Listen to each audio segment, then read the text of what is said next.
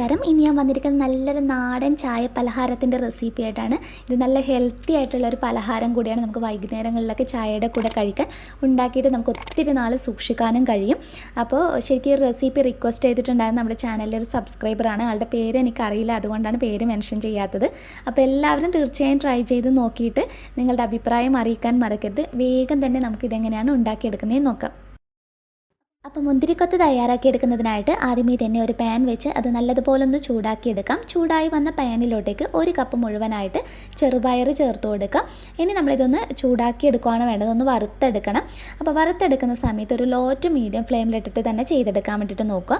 നമ്മൾ ഹൈ ഫ്ലെയിമിലിട്ട് ചെയ്ത് കഴിഞ്ഞാൽ ഇത് പെട്ടെന്ന് ഒരു ബ്ലാക്ക് കളർ അടിക്കും. നമുക്ക് മുഴുവൻ ചെറുപയറും ഒരേ ഒരു പാകത്തിന് നമുക്ക് റെഡിയാക്കി എടുക്കാൻ കഴിയില്ല. അപ്പോൾ അതൊന്ന് ശ്രദ്ധിക്കാൻ വേണ്ടി നോക്കുക. ഒരു ഗോൾഡൻ യെല്ലോ കളർ ആകുന്ന രീതിയിൽ കണ്ടില്ലേ, ഈ ഒരു കളറിൽ വേണം നമ്മൾ റെഡിയാക്കി എടുക്കാൻ വേണ്ടിയിട്ട്. ഒത്തിരി കറുപ്പടിക്കുന്ന ഒരു പാകത്തിന് തയ്യാറാക്കി എടുക്കരുത്, അപ്പോൾ കയ്പ്പ് രസം വരും. അപ്പോൾ ഇതിനി ചൂടാറാൻ വേണ്ടിയിട്ട് വെക്കാം. ഒരു പാത്രത്തിനകത്തോട്ടേക്ക് മാറ്റാം. ഇനി അതേ പാനിലോട്ടേക്ക് തന്നെ നമുക്ക് തേങ്ങ ചിരകിയതാണ് ചേർത്ത് കൊടുക്കേണ്ടത്. ഒരു കപ്പ് ചെറുപയർ എടുക്കുന്ന സമയത്ത് അര കപ്പ് തുടങ്ങി 1/4 കപ്പ് വരെയെങ്കിലും തേങ്ങ ചിരകിയത് ഉപയോഗിക്കാൻ വേണ്ടിയിട്ട് നോക്കുക. എന്നാൽ മാത്രമേ ഇത് നല്ല ടേസ്റ്റ് ഉണ്ടാവുള്ളൂ കേട്ടോ. തേങ്ങ ചിരകിയത് ചേർക്കുന്നതിനനുസരിച്ച് ഈ മുന്തിരിക്കൊത്ത് അത്രയധികം രുചിയുള്ളതായിരിക്കും. ഞാനിപ്പോൾ ഒരു അര കപ്പിലധികം ഉപയോഗിച്ചിട്ടുണ്ട്. ഇനി ഇതും ചെറുതായിട്ടൊന്ന് ചൂടാക്കി എടുത്താൽ മതി. ഒത്തിരി നമ്മൾ കറിക്കൊന്ന് വറുത്തരക്കുന്ന ആ പാകത്തിനൊന്നും ചെയ്തെടുക്കരുത്. ഒരു ഗോൾഡൻ കളർ, ചെറുതായിട്ടുള്ളൊരു ഗോൾഡൻ കളർ മതി. ഈ ഒരു സമയത്ത് നമുക്ക് ഇതിനകത്തോട്ടേക്ക് 1 ടീസ്പൂൺ വെള്ള എള്ള് കൂടി ചേർത്ത് കൊടുക്കാം. എള്ള് ചേർത്ത് കഴിഞ്ഞാൽ വളരെ കുറച്ച് സമയം മാത്രം ഒന്ന് മിക്സ് ചെയ്തിട്ട് നമുക്ക് ഫ്ലെയിം ഓഫ് ചെയ്യാം. എന്നിട്ട് നമുക്ക് ഇതും ഒരു പാത്രത്തിനകത്തോട്ടേക്ക് മാറ്റാം. ഇനി നമുക്ക് ഇതിലോട്ടേക്ക് ആവശ്യമായിട്ടുള്ളത് ശർക്കര പാനിയാണ്. അപ്പോൾ മധുരം നിങ്ങളുടെ ഇഷ്ടത്തിനനുസരിച്ച് ചേർത്ത് കൊടുക്കാം.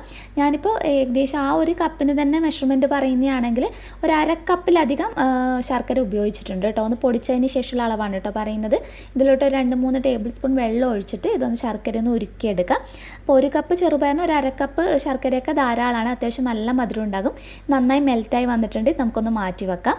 ഇനി നമുക്ക് ഈ ചെറുപയർ ഇത് നല്ലതുപോലെ ചൂടാറിയിട്ടുണ്ട്. ഇനി മിക്സിയുടെ ജാറിനകത്തോട്ടേക്ക് ചേർത്തൊന്ന് പൊടിച്ചെടുക്കണം. അപ്പോൾ ഞാൻ 1 ടീസ്പൂൺ ഏലക്കപ്പൊടി കൂടി ചേർത്ത് കൊടുക്കുന്നുണ്ട്.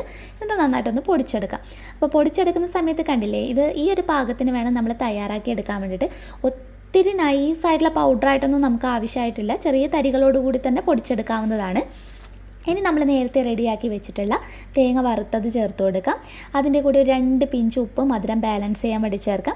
ഇനി അതിന് ശേഷം ഞാനൊന്ന് അരിച്ചെടുത്തിട്ടാണ് കേട്ടോ ശർക്കര പാനി ചേർത്ത് കൊടുക്കുന്നത്. അപ്പോൾ കല്ലോടുകൂടിയുള്ളൊക്കെ ശർക്കരയാണെങ്കിൽ അരിച്ചെടുത്തിട്ട് തന്നെ ചെയ്തെടുക്കുക. എന്നിട്ട് കൈ വെച്ചിട്ട് നന്നായിട്ട് കുഴച്ചെടുക്കുക. അപ്പോൾ അത്യാവശ്യം ചൂടോടുകൂടി തന്നെയാണ് നമ്മൾ ശർക്കര പാനി ചേർത്ത് കൊടുക്കേണ്ടത്. എന്നിട്ട് നന്നായിട്ട് ഒത്തിരി അങ്ങ് തണുത്ത് ചെയ്ത് കഴിഞ്ഞാൽ നമുക്കൊരു പെർഫെക്റ്റ് ആയിട്ട് ഈ ഒരു സ്നാക്ക് തയ്യാറാക്കി എടുക്കാൻ കഴിയില്ല. അപ്പോൾ ഇത് അത്യാവശ്യം ചൂടുണ്ട്. അപ്പോൾ ചൂടോടുകൂടി തന്നെയാണ് ഞാൻ കുഴച്ചെടുത്തിട്ടുള്ളത്. അതുപോലെ ഇത് കുഴച്ചെടുത്ത് കഴിഞ്ഞാൽ ഇതൊരിക്കലും റെസ്റ്റ് ചെയ്യാൻ വേണ്ടിയിട്ട് വെക്കരുത്. റെസ്റ്റ് ചെയ്ത് കഴിഞ്ഞാൽ ഇതങ്ങ് ഡ്രൈ ആയിപ്പോൾ പിന്നെ നമുക്ക് റോൾ ചെയ്തെടുക്കാൻ കഴിയില്ല. എന്നിട്ട് കയ്യിൽ ഞാൻ നെയ്യാണ് തടവിയിട്ടുള്ളത്. നെയ്യ് തടവിയിട്ട് ഇതുപോലെ റോൾ ചെയ്തെടുക്കാൻ നോക്കുക. അപ്പോൾ നല്ലൊരു ആ ഒരു ഫ്ലേവർ കൂടി അതിന് വരും, നല്ല ടേസ്റ്റി ആയിരിക്കും. അപ്പോൾ മുഴുവൻ ഇതുപോലെ ചെറിയ ചെറിയ ഉരുളകളായിട്ട് കണ്ടില്ലേ, ചെറിയ മുന്തിരി പോലെ ചെറിയ ചെറിയ ഉരുളകളായിട്ട് വേണം നമ്മൾ ചെയ്തെടുക്കാൻ വേണ്ടിയിട്ട്.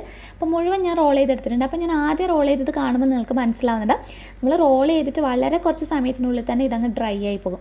അപ്പോൾ ഇത് ഇങ്ങനെ തന്നെ കഴിക്കാൻ നല്ല ടേസ്റ്റാണ് കേട്ടോ. ഇങ്ങനെ തന്നെ ഉണ്ടാക്കി വെക്കുകയാണ് സാധാരണ ചെയ്യാറ്.